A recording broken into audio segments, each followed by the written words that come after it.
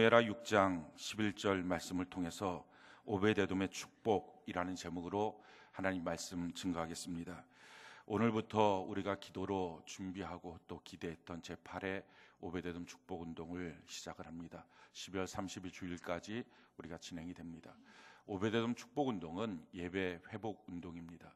우리가 지금 드려지는 이 주일 오전 예배, 또 식사 후에 오후 2시에 같이 드려지는 오후 셀 예배, 또 수요 축복 예배, 수요일날 저녁에 드리는, 또 금요일날 저녁에 드려지는 금요 성령 예배, 또 우리가 날마다 개인적으로 하는 매일 성경 통독 큐티하고 큐티밴드에 올리는 것, 이 5가지를 우리가 꼭 하는 것입니다. 그래서 이 일들을 진행하는 것을 통해서 예배의 성공자가 되는 것입니다. 그런데 거기에 머물지 말고 이 일을 통해서 하나님의 복을 받고, 예배는 하나님의 복이 있거든요. 그리고 이 예배 가운데 하나님을 만나는 것을 통해서 이렇게 이 이유 때문에 예배를 드리라고 하셨구나 하는 것을 경험해서 예배를 위한 삶, 예배로 인한 삶을 우리 모두가 살아가는 은혜가 넘치기를 바랍니다. 우리가 오베데돔이라고 하는 이름, 어떻게 보면 생소한 이름인데 그 이름을 붙잡고 우리가 오베데돔 축복운동이라고 하는 예배 회복운동을 지금 8회째 이어서 옵니다. 그 오베데돔이 누구인지, 왜 우리가 이 오베데돔이라고 하는 사람을 붙들고, 이름도 생소한 이 사람을 붙들고 우리가 예배 회복에 대한 그런 하나님의 말씀을 드려야 되겠다 하는 생각을 하는지, 그 내용이 오늘 본문에 소개되고 있습니다. 사무엘하 6장 11절 우리 같이 한번 읽어볼까요? 시작.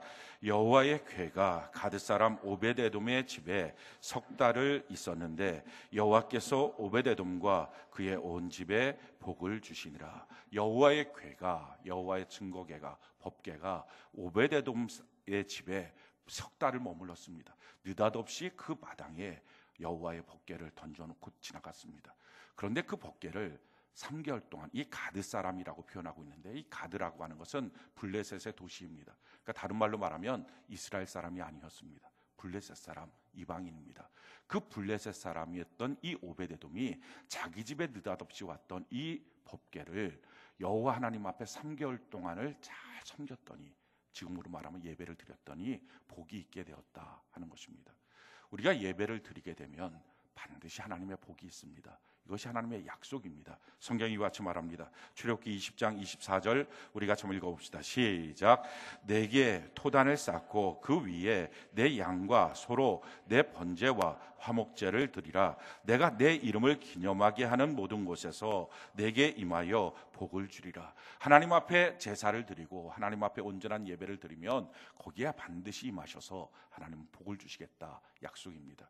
우리가 오베데돔처럼 하나님 앞에 온전한 예배를 드림을 통해서 하나님의 복을 받는 귀한 은혜가 있기를 바랍니다. 근데 이 오베데돔이 여호와의 법궤를 모시면서 예배를 드린 것입니다. 이 여호와의 법궤, 여호와의 궤 또는 여호와의 증거궤라고 말하는 이 여호와의 법궤가 뭐냐면은 한 1m 조금 넘는 그런 직사각형의 상자입니다. 조각목이라고 하는 사막 지역에서 있는 아카시아 나무로다가 만들고 그 안과 박을 금으로 다 싼 것입니다. 그리고 나서 그 안에는 십계명 돌판, 또 만나를 담은 금항아리, 또 아론의 쌍난 지팡이, 이 3가지를 집어넣고 그 위에 금으로 다 쳐서 뚜껑을 만들어서 그걸 덮었습니다. 그 뚜껑 위로는 구룹 천사의 모습을, 이렇게 천사가 날개를 펴고 있는 것 같은 그 모습을 형상화해서 만들고 그 위에다가 어린 양의 피를 덮습니다. 그렇게 만들어진 것이 이게 여호와의 법궤입니다. 아주 자그마한 이 법궤입니다.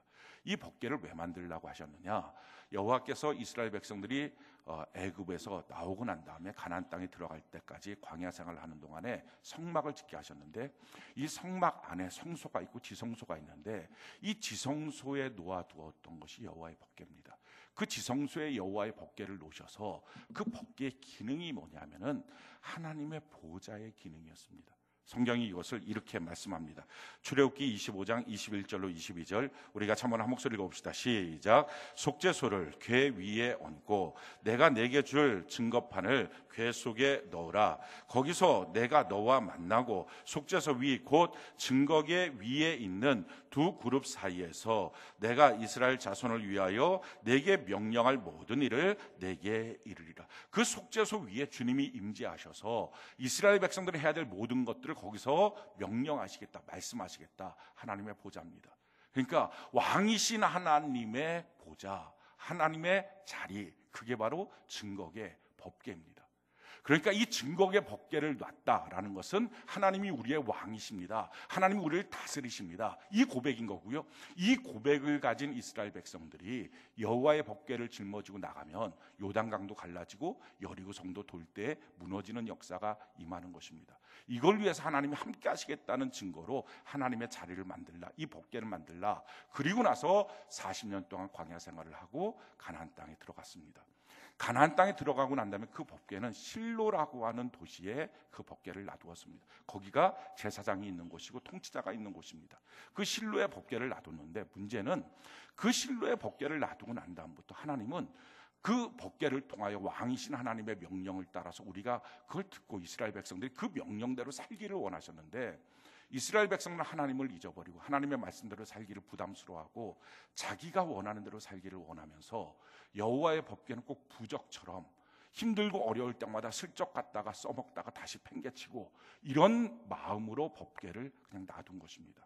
그러니까 하나님의 말씀을 듣질 않습니다.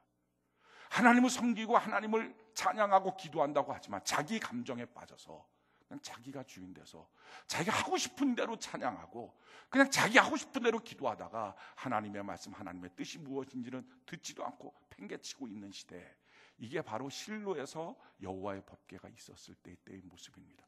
그 대표적인 사람이 바로 엘리 제사장입니다. 그 엘리 제사장이 그 시대의 특징을 성경이 지금 이렇게 설명을 합니다. 사무엘상 3장 1절에 보니까 아이 사무엘이 엘리 앞에서 여호와를 섬길 때에 여호와의 말씀이 희귀하여 이상이 흔히 보이지 않았더라. 엘리 앞에서 지금 사무엘이 섬기고 있는 그 시간에 엘리 제사장이 통치하고 있을 때 얼마나 하나님의 말씀을 무시했든지 하나님의 말씀이 희귀했다는 것입니다. 사람 소리들만 가득 차고 사람들끼리 서로 말하는 것, 그것만 온통 머릿속에 있고 하나님의 말씀은 자기 머릿속에 자기 마음속에 아주 희귀한 겁니다. 5년, 10년, 20년 예수 믿어도 자기를 통치하고 다스릴 수 있는 하나님의 말씀은 한두 마디 있을까 말까. 나머지는 다 자기 생각, 자기 감정대로 살아가는 모습, 이게 엘리 제사장 때의 모습입니다. 얼마나 이 시대가 타락했냐면은 엘리 제사장의 아들들이 대를 이어서 제사장인데 그 제사장들을 평가하는데 성경이 이렇게 평가합니다. 사무엘상 2장 12절에 보니까 엘리의 아들들은 행실이 나빠 여호와를 알지 못하더라. 하나님을 몰라서 제사장인데, 지금으로 말하면 목사님인데 하나님을 모르는 겁니다. 그분이 누구인지 그걸 알지 못했어요. 사무엘상 2장 17절에 보면 이 소년들의 죄가 여호와 앞에 심히 크면 그들이 여호와의 제사를 멸시하며더라. 하나님 앞에 드리는 예배에 대해서 무가치하게 여겼습니다. 별로 가치를 두지 않았습니다. 자기 마음대로였습니다. 교회 오래 나온 거 소용없습니다. 교회에서 무슨 직분이 있느냐, 이거 아무짝에 소용없습니다. 정말 중요한 것은 하나님 앞에 예배 제대로 드리고 있느냐, 그 가치를 아느냐. 근데 목사인 이 아들들조차 그걸 몰랐습니다. 하나님은 엘리 제사장 보고 그거 가르쳐야 된다, 너희 자녀 똑바로 가르쳐야 된다.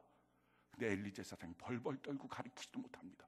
혹시 자기 아들과의 사이가 멀어질까 봐 말도 잘 못합니다. 마침내 하나님이 말씀하십니다. 너가 여호와 하나님보다도 너 아들들을 더 좋아하니까, 더 사랑하니까, 그들과의 관계가 어긋날 것에 대해서 더 두려워하니까 너가 정말 아끼고 있는 아들 둘을 한날 한시에 죽여버릴 거다.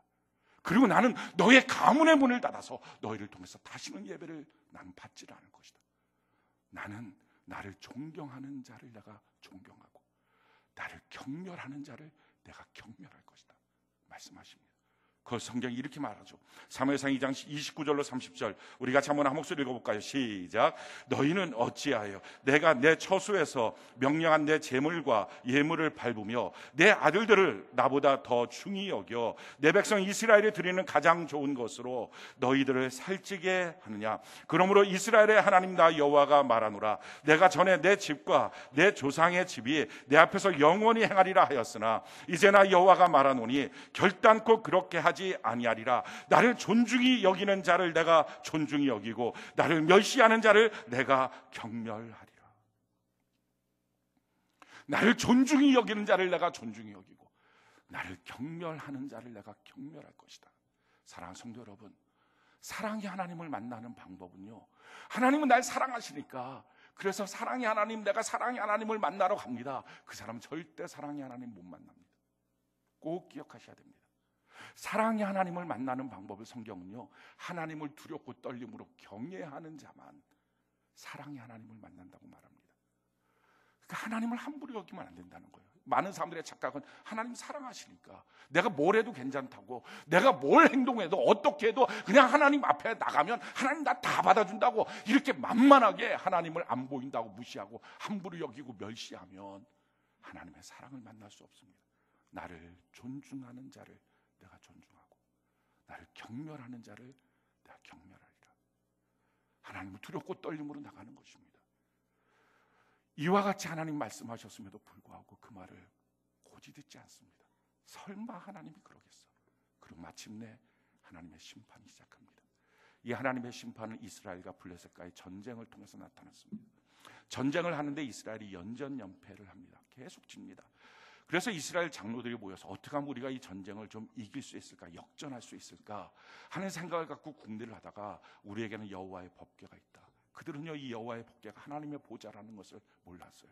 그 법궤의 기능은 하나님의 명령을 듣는 것이어야 되는데, 왕이신 하나님을 인정하고 섬기는 것이어야 하는데 부적처럼 여겼어요. 그거 갖다 놓고 있으면 요단강도 갈라지고 여리고 성도 무너뜨렸는데 저 블레셋 하나 못 이기겠느냐? 지금도 그렇게 하는 사람들이 있어요. 하나님의 말씀을 듣지 않고 하나님의 말씀대로 따르지 않고 하나님의 말씀을 순종하지 않고 자기 힘들고 어려울 때만 하나님 그냥 끌어다가 놓고서 써먹으려고 그러고, 믿지도 않으면서 자동차 뒤에다가 물고기 문양 같은 거 하나 붙여놓고 십자가 목걸이 들고 아무 소용없습니다. 그 법궤 갖고자 비느하스와 홈리가 그 엘리의 두 아들들 제사장들이 그 법궤를 짊어지고 갑니다. 이스라엘 백성들이 막 박수치며 야, 법궤가 왔으니 우리가 이길 것이다. 그런데 기대와 어긋나게 블레셋과의 전쟁을 벌이는데 거기서 완전히 대패를 합니다, 이스라엘이. 그리고 그 비느하스와 홈리, 하나님의 말씀대로 법궤 짊어지고 갔던 그들이 그 시간에 블레셋에 잡혀서 한날 한시에 목배임을 당합니다. 그리고 여호와의 법궤는 블레셋에 빼앗기고 맙니다. 그 소식을 들은 엘리 제사장이 앉아있다 깜짝 놀라 일어나면서 목뼈가 부러져서 그 자리에서 죽습니다. 가문의 문이 닫혔습니다. 하나님의 말씀은 한 자의 착오도 없이 그대로 이루어집니다. 그렇게 하고 나서 법궤는 블레셋으로 전리품처럼 뺏긴 것입니다. 블레셋 사람들은 이게 고음이 너무 높아요. 블레셋 사람들은 그 법궤를 뺏어오고 난 다음에 아무것도 아니구나, 하나님이. 그러니까 이 우리가 섬기는 신보다도 못하구나. 그래서 자기들이 섬기는 다곤이라고 하는 신상 앞에 전리품처럼 법궤를 딱 갖다 놨습니다. 다곤이라고 하는 신은 뱀신입니다. 사탄이죠. 그 뱀신 앞에 이 여호와의 법궤를 갖다 놓고 자기들끼리 승전의 축제를 벌립니다. 그 승전의 축제를 벌리고 나서 그 다음날 아침에 자기 신들에게 분향하러 들어갔더니 그 다곤 신상이 앞으로 꼬꾸라져 있습니다. 이게 왜 이렇게 꼬꾸라져 있지? 그리고 무심코 다시 이렇게 세워놓고 그날 밤에도 다시 또 승전의 축제를 벌리고 그 다음날 들어갔더니 분향하러 들어갔더니 이제는 꼬꾸라졌을 뿐만 아니라 그 신의 목이 잘라지고 손목이 잘라져서 뒹굽니다. 야, 이거 큰일 났다. 여호와의 저주인가 보다. 그 말이 나오자마자 그 법궤를 갖다 놨던 블레셋의 도시였던 아소도에 거기서부터 독종이 번지기 시작합니다. 남녀노소들이 다 그 독종 때문에 전염병에 걸려서 죽게 됩니다. 견딜 수 없으니까 그것을 가드로, 그것을 에글론으로 옮깁니다. 그 블레셋에 5개의 도시가 있는데 그 5개의 도시를 돌아다니는 그 법궤가 임하는 도시마다 도시가 초토화됩니다. 남녀노소 짐승들이 그 전염병에 걸려서 다 죽습니다. 더 이상 견딜 수 없어서 7개월 만에 이 여호와의 법궤를 돌려드려야 되겠다. 이스라엘 땅에 돌려주지 않으면 우리가 망하겠다. 그런데 한 가지 확인을 좀 해봐야 되겠다. 이게 이 독종이 우연히 우리에게 온 전염병인지 정말 여호와의 저주로 말미암아 온 것인지 우리가 한번 확인해 보자. 확인해 보는 방법은 한 번도 멍에를 끌지 않은 이 젖이 나고 있는 암소 2마리를 끌어다가, 젖이 나고 있다는 것, 새끼를 금방 낳은 이 암소 2마리를 끌어다가 그 새끼 송아지 2마리는 외양간에 묶어놓고, 그리고 암소 2마리를 갖다 놓고, 그리고 나서는 그 뒤에다가 새 수레를 만들어 놓고 멍에를 질게 하고, 그리고 나서는 그 멍에 위에다가 법궤를 올려놓고, 그리고 금지의 형상 5개, 아마도 이 5도시에 쥐를 통해서 전염이 됐던 것 같아요. 금지의 형상 5개, 그리고 독종의 형상을 금으로 만들어서 5개 이렇게 올려놓고, 그리고 그 이스라엘 도시였던 베세메스, 언덕 위에 있는 그 베세메스, 그 도시로 딱 한 번 채찍질하고 이게 지금 제대로 가고 있는지 그걸 좀 한번 보자. 만약에 짐승들이니까 자기 본능대로 자기 새끼 송아지들이 음매하고 울면 그 새끼 송아지 젖 먹이려고 누가 끌고 가는 게 아니라면, 그러면 당연히 돌이켜서 본능적으로 자기 새끼 송아지한테 젖을 먹이는 게 맞다면, 그러면 이게 우연히 우리에게 이런 독종이 온 것이다. 근데 만약 그게 아니라 이게 자기의 본능을 어기고 이 미물들이 그냥 곧장 이스라엘 땅 베세메스까지, 저 언덕들까지 올라가서 도착한다면 이거 하나님이 우리에게 임한 진노고 저주다. 그러면 우리가 이스라엘 땅 함부로 건들면 안 되겠다. 이렇게 결정을 하고 모여서 블레셋 방백들이 다 모이고 사람들이 모였고 암소 2마리 끌어다 놓고, 그리고 새끼 송아지 2마리 외양간에 갖다 집어넣고 채찍을 딱 칩니다.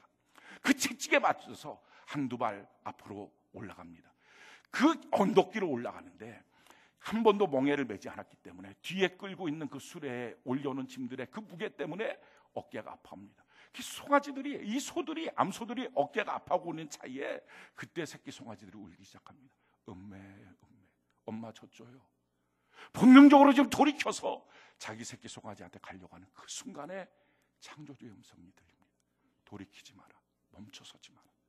너희의 발걸음에 내 명예가 있다. 너 곧장 베세메스로 가라. 놀라운 것은 그 음성을 들은 이 미물 암소 2마리가요, 울면서도 그 길이 얼마나 고통스러운지, 자기 새끼 송아지 놓고서 젖도 못 먹이고 걸어가는 그 길 때문에 울면서도 창조주의 명예가 있다는 그 말 앞에 좌로도 우로도 치우치지 않고 곧장 걸어갔다. 이렇게 설명합니다. 성경의 그 내용을 이렇게 설명합니다. 사무엘상 6장 10절로 12절 우리 같이 한번 읽어볼까요? 시작. 그 사람들이 그같이 하여 젖나는 소 2를 끌어다가 수레를 메우고 송아지들을 집에 가두고 여호와의 계와 및 금지와 그들의 독종의 형상을 담은 상자를 수레 위에 실으니 암소가 베세메스 길로 바로 행하여 대로로 가며 갈 때 울고 좌우로 치우치지 아니하였고 블레셋 방백들은 베세메스 경계까지 따라가니라. 우리 신앙생활이 이럴 수 있습니다. 자기를 끌어다 놓는 것들이 너무 많습니다. 자기를 붙잡는 게 너무나 많습니다. 포기하고 주저앉고 이제 다리 쭉 뻗고 이만큼 하면 되지 않았냐고 눈물을 흘리고 싶을 때가 너무 많습니다. 자기의 새끼들이 부르고요, 자기 안에 이 메었던 어깨에 무거운 짐이 자기를 고통스럽게 합니다. 그런데 그때 창조주 하나님이 곧장 가라, 돌이키지 마라. 우리가 지금까지 믿었던 이 고백, 하나님이 살아계신다는 이 고백, 이걸 주변 사람들이 보고 있다는 거예요. 블레셋 방백들이 지금 그걸 지켜보고 있다는 거예요. 너가 믿는 하나님 진짜인지, 너의 신앙이 진짜인지 지켜보고 있다. 곧장 가라. 울더라도 좌우로 치우치지 않고 곧장 가는 것입니다. 이 암소 2마리가 마침내 베세메스가 뭡니까? 태양의 집이라는 뜻입니다. 햇빛보다 더 밝은 천국 올라갈 때 그렇게 하는 것입니다. 누구도 내 편 되지 않을 때도 있습니다. 다 방관자처럼 보고 있을 때도 있습니다. 주저앉아야 될 이유가 너무 많을 때도 있습니다. 그럴 때도 내게 걸린 창조주의 명예 때문에, 예수님의 명예 때문에 걸어가는 것입니다. 베세메스까지 갔습니다. 근데 아직 이스라엘 백성들은 준비가 안 돼 있어요. 너무 안타까운 것은 구원받은 이스라엘 백성 단 한 명도 쓸 사람이 없어서 이방인 블레셋 땅에는 미물인 암소 2마리 사용해서 창조주의 명예를 지키시는 하나님, 그게 가슴이 아픈 거예요. 거기에 도착했어요. 베세메스 사람 아직도 하나님의 백성임에도 불구하고 하나님을 두려워할 줄 모릅니다. 그러니 거기에 금지 영상, 금독조 영상 왔다고, 느닷없이 생겼다고 기뻐하고 좋아하며 동네 사람 다 모여서, 근데 이 여호와의 법궤는 뭐냐, 이 안에 도대체 뭐가 들었을까? 호기심. 그 하나님의 보좌 앞에, 왕이신 하나님 앞에 두려워 떠는 게 아니라 뚜껑 활짝 여니까 거기서 하나님의 진노가 임해서 베세메스에 있던 이스라엘 백성 1000원이 전멸을 합니다. 깜짝 놀랍니다. 이야, 이렇게 두려운 거였어. 함부로 건드리면 안 되겠구나. 그래서 그것을 길앗 여아림이라고 하는 아주 산 깊은데 아비나답이라고 하는 사람이 있었는데, 그 사람은 그냥 시골에 사는 촌부입니다. 아무것도 모르는 사람. 그 사람한테 이 부담스러운 법궤 맡겨놓고 그냥 너가 잘 있어라. 그러고서 그냥 제사장이라고 그냥 말로만 임명해놓고 책임도 안 주고 덥석 맡겨놨습니다. 그러고 나서 20년의 세월이 흘렀습니다. 아무도 관심 갖지 않습니다. 20년의 세월이 흐르고 난 다음에 사무엘이라고 하는 걸출한 인물이 이스라엘의 지도자가 됩니다. 그래서 여호와께로 돌아오라, 우상을 버리라, 하나님께 나와서 기도하자. 그렇게 참 멋지게 하셨는데, 한 가지 문제는 그렇게 자기의 필요를 따라서 기도할 줄 알고 하나님께 나가서 찬송할 줄 알고 하나님 믿는다고는 했지만 왕이신 하나님을 고백하지 못했습니다. 우리로 말하면 구원자이신, 내 삶을 구원해 주세요, 내 문제를 해결해 주세요, 이런 예수님은 믿었는데 예수님 내 인생의 주인입니다, 그 고백을 못한 거예요. 그렇게 40년 동안 필요할 때 기도하고 흩어졌다, 필요할 때 기도하고 흩어졌다, 그 생활을 합니다. 그리고 그 뒤에 또 40년 동안 사울이라고 하는 사람이 왕이 되어서, 그때는 자기 잘난 척에 가득 차서 여호와를 향한 제사는 다 없어졌습니다. 아무도 기억하지 못했습니다. 여호와 하나님의 법궤가 이스라엘 땅에 도착한 지 100년이 지날 동안 아무도 관심이 없습니다. 왕이신 하나님을 향한 아무런 기대가 없습니다. 그러다 마침내 100년 만에 다윗이라고 하는 인물이 왕이 됩니다. 이 다윗은요, 처음부터 마음이 달랐던 사람이에요. 그는 자신이 왕이 돼서 이렇게 저렇게 해보자가 아니라 하나님이 왕이시기를 원했던 사람이에요. 그 다윗이 지었던 시에서 이렇게 다윗이 고백합니다. 시편 145편 1절 우리 같이 한번 읽어볼까요? 시작. 왕이신 나의 하나님이여, 내가 주를 높이고 영원히 주의 이름을 송축하리다. 수많은 백성들을 모아놓고 내가 왕이야, 내가 사장이야, 내가 아버지야, 내가 부모야, 이게 아니라 하나님이 왕이십니다. 우리는 하나님의 통치를 받아야 되겠습니다. 하나님 우리에게 말씀하셔야 되겠습니다. 하나님의 주권을 인정합니다. 이 고백을 합니다. 그러기 위해서는요, 하나님의 보좌인 여호와의 법궤가 반드시 있어야 됐습니다. 그래서 밤낮 안 가리고 왕이 되자마자 여호와의 법궤를 찾습니다. 시편 132편에 보니까 몇 날 며칠 잠을 안 자고 법궤를 찾는데 마침내 보고가 들어옵니다. 아비나답 집에 그 법궤가 있습니다. 100년 동안 그 법궤 방치되어 있었습니다. 너무 기쁘고 감사해서 그 법궤를 모시고 와야 되겠다. 이 예루살렘 성에 법궤를 모시고 와서 이제 왕이신 하나님 앞에, 그 보좌 앞에서 우리가 예배해야 되겠다. 그래서 3만 명을 뽑아서 여호와의 법궤를 모셔오는 대단한 행렬을 만듭니다. 그 내용이 오늘 사무엘하 6장의 사건입니다. 우리 사무엘하 6장 1절부터 3절까지 우리 같이 한번 읽어볼까요? 사무엘하 6장 1절로 3절 같이 한 목소리 읽어봅시다. 시작. 다윗이 이스라엘에서 뽑은 무리 3만 명을 다시 모으고 다윗이 일어나 자기와 함께 있는 모든 사람과 더불어 바알레 유다로 가서 거기서 여호와 하나님의 궤를 메어 오려 하니, 그 궤는 그룹들 사이에 좌정하신 만군의 여호와의 이름으로 불리는 것이라. 그들이 하나님의 궤를 새 수레에 싣고 산에 있는 아비나답의 집에서 나오는데 아비나답의 아들 우사와 아요가 그 새 수레를 모니라. 3만 명을 동원해서 대단한 행렬을 만들고 새로운 수레를 만들어서 그 법궤를 모시고 오는 행렬을 만듭니다. 다윗 마음에는 최고의 것으로 지금 법궤를 모시고 오는 것입니다. 그가 어떻게 했느냐? 4절 5절 우리 같이 한번 읽어볼까요? 시작. 그들이 산에 있는 아비나답의 집에서 하나님의 궤를 싣고 나올 때에 아요는 궤 앞에 가고 다윗과 이스라엘 온 족속은 잣나무로 만든 여러 가지 악기와 수금과 비파와 소고와 앙금과 재금으로 여호와 앞에서 연주하더라. 하나님 앞에 최고의 악기를 동원해서 하나님을 예배하고 연주하고 찬양하고 기도하고 하나님 우리가 이렇게 모십니다. 근데 그렇게 하고 있는 중에 한 가지 사건이 일어났습니다. 낙원의 타작마당까지 오니까요, 소가 뜁니다. 이 소가 뛰고 있는 모습 때문에 이 아비나답의 사실 아들이라고 말하는데, 이 아들이라는 것은 히브리어로 말하면 그 자손을 말합니다. 100년의 세월이 흘렀기 때문에 아마 손잡벌 되지 않을까 합니다. 그 손잡벌 되는 그 우사가 그 뛰고 있으니까 법궤가 쓰러질까 봐 손으로 딱 잡습니다. 그걸 세워놓는 거죠. 근데 손으로 잡았다는 이유 때문에 여호와 하나님이 충돌해서 죽였다는 거죠. 이게 무슨 말이냐면은 폭탄이 몸 안에 있어서 터지는 것처럼 살점 하나하나가 같이 있지 않고 완전히 폭발해버리는 끔찍한 광경을 그들이 보게 됩니다. 깜짝 놀라서, 야, 이 법궤가 이렇게 무서워? 어떻게 이럴 수 있지? 너무 무서운 법궤니까 이걸 어떻게 감당이 안 되니까 이걸 어떻게 다윗이 자기 성으로 갖고 갈까? 그 사람 다 죽겠다. 이거 어떡하지? 그렇다고 길거리에 버려둘 수는 없고, 그게 자기 신앙의 마지막 양심이니까, 여호와의 법궤니까 그럴 수는 없고, 이걸 어떡할까? 사람들이 와서 말합니다. 여기에 블레셋 사람 하나 삽니다. 가드 사람 하나 삽니다. 이스라엘 백성도 아니니까 그 집에다가 이거 법궤 갖다 놓읍시다. 메어다가 그 집에다가 법궤를 놨다 하는 것입니다. 그게 6절부터 10절까지의 내용입니다. 우리 6절부터 10절까지 우리 같이 한번 한 목소리 읽어봅시다. 자, 시작. 그들이 낙원의 타작마당에 이르러서는 소들이 뛰므로 우사가 손을 들어 하나님의 궤를 붙들었더니 여호와 하나님이 우사가 잘못으로 말미암아 진노하사 그를 그곳에서 치시니 그가 거기에 하나님의 궤 곁에서 죽으니라.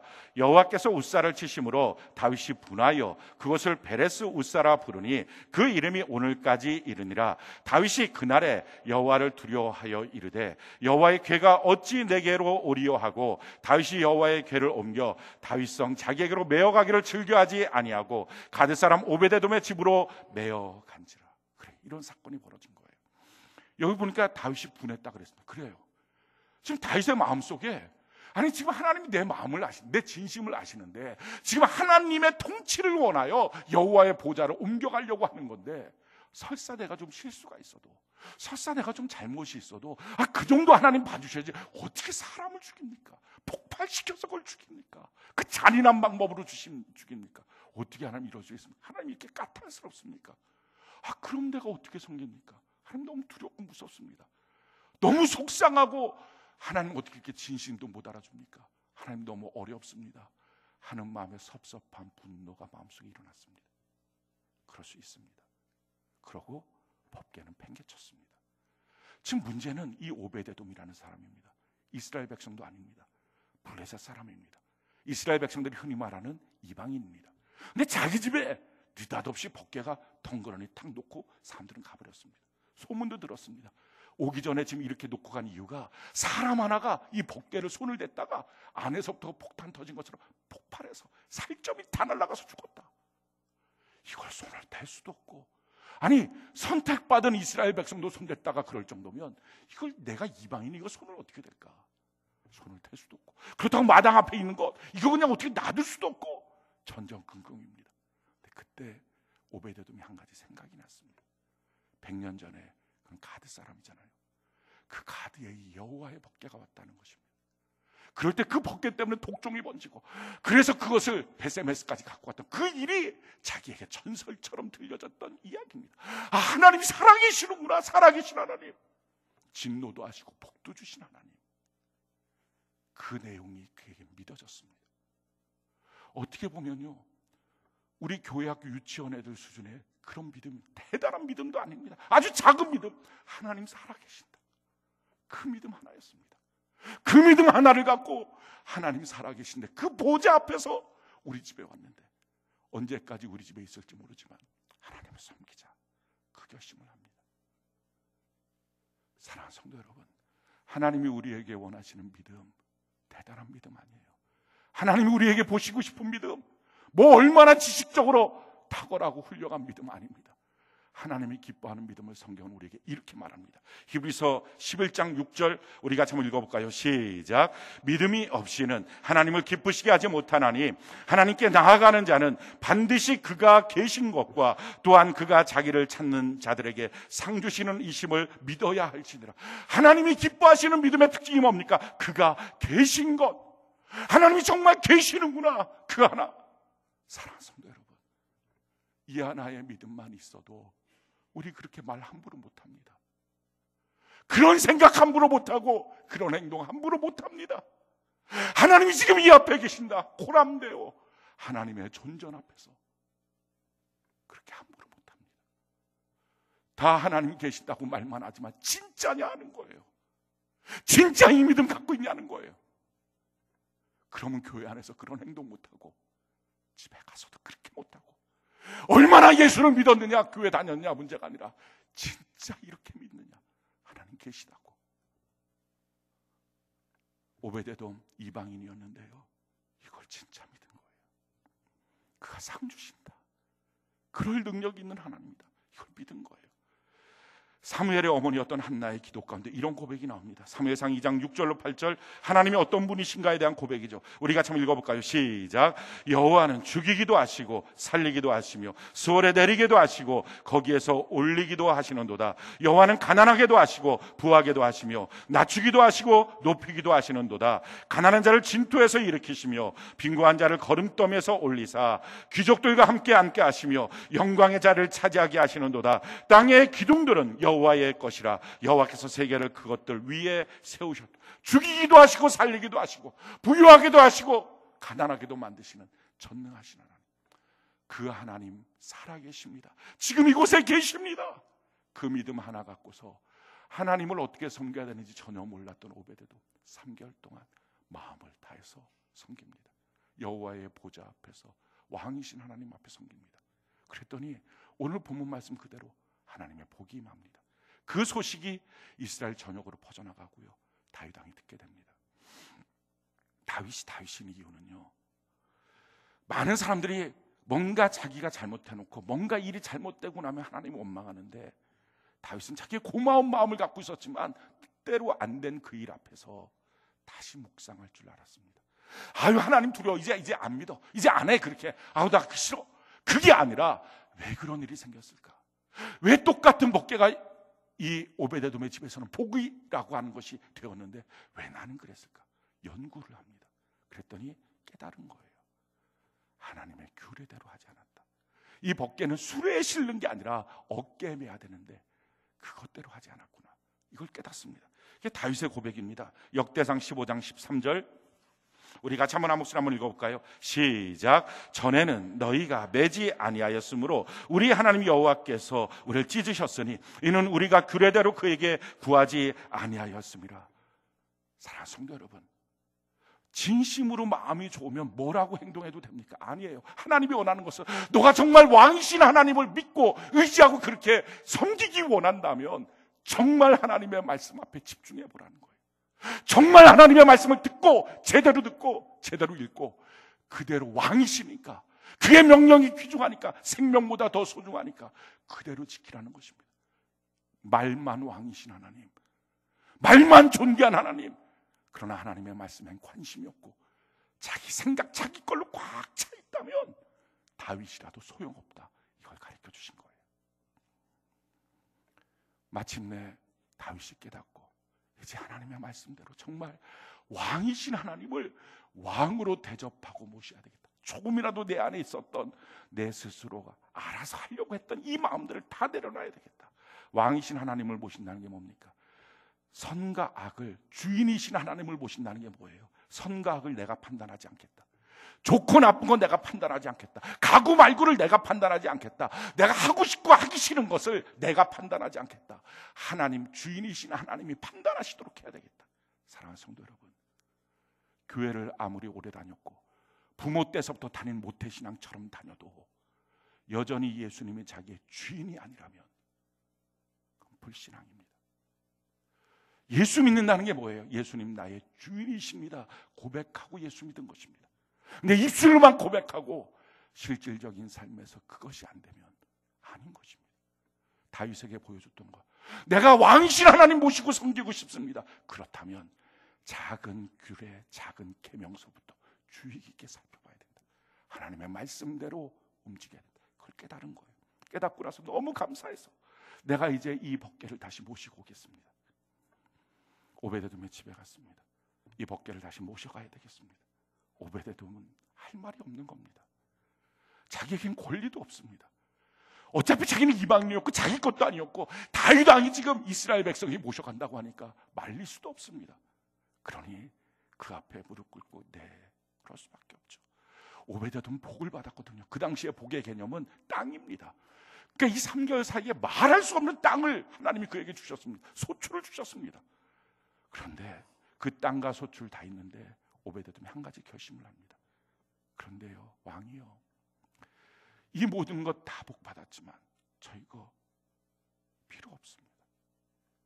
저 이거 놓고서요, 한 가지 소원이 있습니다. 말도 안 되는 소원인 거지만 나같이 블레셋 사람 이방인 한 가지 소원, 내가 여호와의 법궤 곁에서 계속 섬길 수는 없을까요? 그러고 가족 전체가 짐을 간단하게 챙겨서 여호와의 법궤를 모셔가고 있는 다윗의 뒤를 졸졸졸 쫓아갑니다. 그 모습을 보고 있는 다윗이 하나님께 기도하면서, 하나님 어떻게 하면 좋습니까? 저 블레셋 사람 이방인인데 어떻게 하면 좋습니까? 아마도 그 오베데돔이 어느 순간인가 그 법궤를 섬기다가 하나님을 그 예배 가운데 만난 것 같아요. 그 예배 가운데 하나님을 만나니까 하나님이 너무 좋은 거예요. 나머지 다 없어도 된다. 하나님 떠날 수가 없다. 그래서 졸졸졸 쫓아옵니다. 마침내 한 번도 그랬던 적이 없었는데 오직 레위 지파만이 제사장 지파로 여호와의 성전을 섬겨야 되는데 이방인이었던 블레셋 사람 오베데돔, 그 집과 그 가문을 성전의 문지기로 삼아줍니다. 성전의 문지기가 된다는 것은 칼을 차고 있으면서 이스라엘 백성들이 제사 지내러 올 때 하나님 앞에 합당하지 못한 자세로 오는 자를 그 자리에서 칼로 빼서 죽여버릴 수 있는 겁니다. 선택받은 이스라엘 백성이 이방인 오베데돔, 그 집안 사람들에게 예배자로 합당한지 아닌지를 판별받을 수밖에 없도록 하나님이 주신 최고의 예배에 대한 축복자, 그 오베데돔입니다. 이 오베데돔의 모습을 보면서요, 3개월 동안 있었던 그 집안의 오베데돔의 이 법궤, 여호와의 법궤 앞에서 그 복을 받고 여호와를 만났던 오베데돔, 그런데 100년 동안 있었던 아비나답의 그 집에서는 도리어 손자가 죽어버리는 그 사건, 얼마나 오랫동안 교회 다녔느냐? 소용없다는 거예요. 얼마나 내가 우리 집안이 대대를 이어서 하나님을 믿었던 집안이냐? 소용없더라는 것입니다. 정말 제대로 하나님을 하나님으로 인정하고 믿었는지, 그게 중요합니다. 저도 4대째 예수 믿는 집안이고요, 저도 모태신앙입니다. 근데 다 소용없습니다. 정말 하나님이 받으시는 예배자가 아니면 아무 소용없습니다. 어떻게 예배해야 될까요? 제일 첫 번째 예배는 여호와의 법궤 앞에서 드리는 것입니다. 왕이신 하나님께 예배하는 은혜가 있기를 바랍니다. 예배 시간에 우리가 나와 있는 거, 교회 다니는 거, 이것만 해도 너무 큰 은혜요, 축복입니다. 이 지구상에 많은 사람이 있어도 언제까지든지 예수 믿는 사람의 비율이 더 많아지진 않습니다. 안 믿는 사람이 항상 더 많습니다. 왜냐하면 어차피 이 세상 사람들의 마음속은요, 자기가 주인이에요. 자기 마음대로 하는 거예요. 왜 성공하고 싶어요? 왜 돈 벌고 싶어요? 자기 마음대로 하고 싶어서, 자기가 원하는 대로 하고 싶어서. 근데 하나님 앞에 예배드리면서 하나님이 주인입니다, 하나님이 나의 왕이십니다, 난 하나님의 말씀대로 살겠습니다, 그게 싫은 거예요. 그러니까 하나님의 말씀대로 서 있는 것이 부담스럽고, 설교가 부담스럽고, 주를 섬기는 것이 부담스러운 것입니다. 만든다는 것은 알지만 그렇게 하는 게 부담스럽습니다. 그래서 세상 사람들 잘 나오지 않습니다. 그런데 문제는요, 나와 있어도 입술로는 예수님 나의 주인이라고 찬송도 하고 고백하지만 실제로 마음속에 예수님이 주인이 아닌 경우들이 너무 많은 거예요. 뭔가를 판단하는 것이 자기 마음대로, 뭔가를 결정하는 것이 자기 마음대로, 옳고 그름이 자기 마음대로. 그러니 하나님의 말씀인 성경을 읽어야 된다. 이것이 왕의 명령이라면 왜 안 읽겠어요? 자기 마음대로 살려니까 성경 읽는 것이 부담스럽습니다. 왕의 명령을 듣는 예배가 왕의 명령을 듣는 거라면 이것이 왜 부담스럽겠어요? 자기 마음대로 살고 싶으니까. 예수 믿는다고 교회 나와도 아직도 예수님을 자기의 주인으로 온전히 모시지 못한 사람들이 너무 많아요. 사랑하는 성도 여러분, 예배는 테크닉이 아니에요. 정말 예배를 통하여 하나님을 만나려면 왕이신 하나님을 오늘 고백하는 은혜가 있기를 바랍니다. 그 하나님 앞에서 우리가 온전한 예배를 드리겠다고 결심하는 거예요. 내가 이제부터 왕의 명령을 듣고 내가 살겠습니다. 왕의 명령을 듣고 할지 말지, 가야 할지 말아야 될지, 이것을 선택할지 저것을 선택할지 왕의 명령대로 내가 따르겠습니다. 내가 좋은 것 싫은 것, 내가 선과 악을 결정하지 않겠습니다. 선악과를 먹으면 정령 죽으리라. 그 말씀 그대로 왕의 명령대로 사는 것, 이게 첫 번째입니다. 그리고 나서요, 두 번째는요, 주님이 우리에게 예배의 모습을 우리에게 가르쳐 주셨어요. 영과 진리의 예배입니다. 성경이 이렇게 말합니다. 요한복음 4장 23절, 우리 같이 한번 한 목소리 한번 읽어봅시다. 시작. 아버지께 참되게 예배하는 자들은 영과 진리로 예배할 때가 오나니 곧 이때라. 아버지께서는 자기에게 이렇게 예배하는 자들을 찾으신 영과 진리의 예배자가 돼야 된다는 것입니다. 영의 예배자라고 하는 것은 우리 사람은 누구든지 영, 혼, 육, 이 세 가지로 우리가 구성되어 있습니다. 그래서 영, 혼, 육이라고 하는 세 가지를 통해서 우리에게 다 반응이 있습니다. 도전을 받습니다. 그 요구들이 있습니다. 육의 요구가 있고요. 그래서 육의 요구 때는 먹어야 되고, 아플 땐 누워 있어야 되고, 주사 맞아야 되고, 이렇게 육의 욕구가 있습니다. 또 혼의 욕구가 있습니다. 내 마음에 상황, 누가 무슨 말 했다, 이런 것들이 내 마음에 열등감도, 또 분노도, 또 미움도, 사랑의 감정도 일으킵니다. 또 우리 안에 영이 있습니다. 이 영은 하나님을 향하여 만나는 것입니다. 근데 예배 드릴 때 지금 여러분들이 혹시 육의 욕구가 있는 분들이 있을 겁니다. 아프고 힘들고, 그래서 오늘 컨디션이 어떻다, 이거에 따라서 예배를 좌우하지 말라. 이 육의 욕구를 끊어버려야 된다는 거예요. 마찬가지로 혼의 욕구가 있습니다. 내 마음이 지난 한 주간 이런 말을 듣고 저런 말을 듣고 이런 감정의 상태, 저런 감정의 상태, 이것 때문에 눌려 있었다. 그 혼의 욕구도 끊어야 된다는 것입니다. 하나님 앞에 오직 영의 욕구만 갖고 예배 드려야 된다는 것입니다. 이게 영의 예배자예요. 그럼 어떻게 하면 그럴 수 있습니까? 성경이 우리에게 이렇게 말합니다. 시편 130편 5절, 우리 같이 한번 읽어볼까요? 시작. 나 곧 내 영혼은 여호와를 기다리며 나는 주의 말씀을 바라는도다. 나 자신을 뭘로 볼 것이야? 나는 영이 나라는 거예요. 사랑하는 성도 여러분, 육체가 내가 아니고요, 내 마음이 지금 내가 아니고 내 영이 납니다. 할렐루야. 이 영이 영원한 천국에서 주님과 더불어 왕노릇하며 살게 될 것입니다. 혼도 육도 이 땅에 죽으면 다 묻어놓고 가지만 내 영이 주님을 찬양합니다. 나라고 하는 존재가 뭐냐? 영이 나라는 거예요. 이걸 알게 되면 육의 욕구, 혼의 욕구에 끌려다니지 않습니다. 이게 영의 예배자예요. 두 번째, 진리의 예배자가 되어야 됩니다. 영과 진리로 예배하는 것입니다. 이 진리의 예배자라는 것은요, 진리 되신 하나님의 말씀을 믿고 예배하는 것입니다.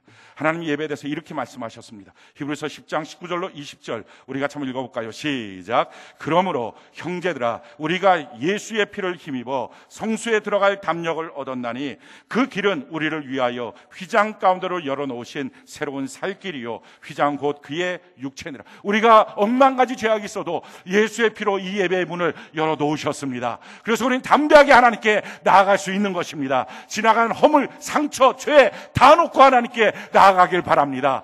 이것이 새로운 살 길입니다. 사방이 다 막혀 있어도, 다 답답해도, 살 길이 없는 것처럼 보여도 하나님은 하늘의 문을 열고 살 길을 열어주신 것입니다. 이게 예배입니다. 이런 예배를 믿고 하나님 예배에 나가면 나를 살려주실 것을 믿습니다. 이게 예배자예요. 진리의 예배자. 사랑하는 성도 여러분, 오베데돔처럼 자기 집에 느닷없이 앞마당에 던져진 번개처럼 우리도 어느 날 느닷없이 예배로 부르심을 받았어요. 어떤 사람 친구의 소개로, 어떤 사람 전도지 하나로, 어떤 사람 자기의 찾아온 질병 때문에, 어떤 사람 자기의 마음속에 찾아온 공허함 때문에, 여러 가지 일들 때문에, 어떤 사람 자기의 부모로 인해서 느닷없이 찾아온 예배의 기회, 어떻게 하시겠습니까? 아비나답도 자기 집에 느닷없이 찾아온 법계, 100년 섬겼으나 왕이신 하나님 인정하지 못하고 마음대로 했을 때 아무 결과도 없었습니다. 내게 찾아온 예배의 기회, 우리 모두 믿음으로 붙잡는 은혜가 있기를 바랍니다. 그리고 왕이신 하나님 앞에 서서 영과 진리로 예배드려서 우리 모두 예배의 복을 받고 거기에 머물지 말고 복 주신 하나님을 만나시길 바라요. 그래서 예배 가운데 하나님을 만나서 이것 때문에 예배 드리라고 하는 거구나. 하나님을 만났더니 이게 너무 좋구나. 그 복이 많아도 하나님을 만났더니 다 소용없구나. 난 주님만 계시면 되는구나. 그래서 그 다음부터 우리의 인생이 예배를 위하여 살고, 그리고 예배의 그 기쁨과 감격 때문에 예배로 인하여 사는 이 3개월이 반드시 주님을 만나는 그 예배자가 되는 은혜가 넘치기를 예수님 이름으로 축원합니다. 우리 같이 찬양 이 시간 올려드리고 우리 주 앞에 기도하며 나갑시다. 지극히 높은 주님의 나 지성소로 들어갑니다. 우리 가사가 이렇습니다. 오늘 이 시간 이 찬양을 부를 때 우리의 마음이 이렇게 간절했으면 좋겠어요. 지극히 높은 주님의 나 지성소로 들어갑니다. 지성소에 여호와의 법궤가 있습니다. 왕이신 하나님 앞에 지금 들어가는 것입니다. 세상의 신을 벗고서 주 보좌 앞에 엎드리리. 내 주를 향한 사랑과 그 신뢰가 사그러져 갈 때, 혹시 여러분들 가운데 믿음이 무너지고 사랑이 무너졌습니까? 오늘 이 시간에 하나님께 다시 나가야 합니다. 하늘로부터 이곳에 장막이 덮이네. 이곳을 덮으소서. 이곳을 비추소서. 내 안에 무너졌던 모든 소망 다 회복되리니 이곳을 지나소서. 주여, 이곳을 만지소서. 내 안에 죽어가는 모든 예배 다 살아나리라. 사랑하는 성도 여러분, 하나님이 이곳을 지나가셔야 되고 하나님이 우리를 만져주셔야 합니다. 이렇게 죽어가는 채로 있을 수는 없습니다. 신앙도 아니고 종교인의 행세 앞으로 얼마나 더 하시겠습니까? 정말 교회 나왔으면 진짜 구원받고 진짜 성경대로 믿고 성경대로 역사하시는 주님을 만나고 그 하나님과 동행하고 그렇게 안 살면 무슨 의미가 있습니까? 무슨 가치가 있습니까? 주님, 이곳에 지나오십시오. 나를 만나 주셔야 됩니다. 나를 만져 주셔야 됩니다. 우리 간절함으로 우리 주 앞에 찬양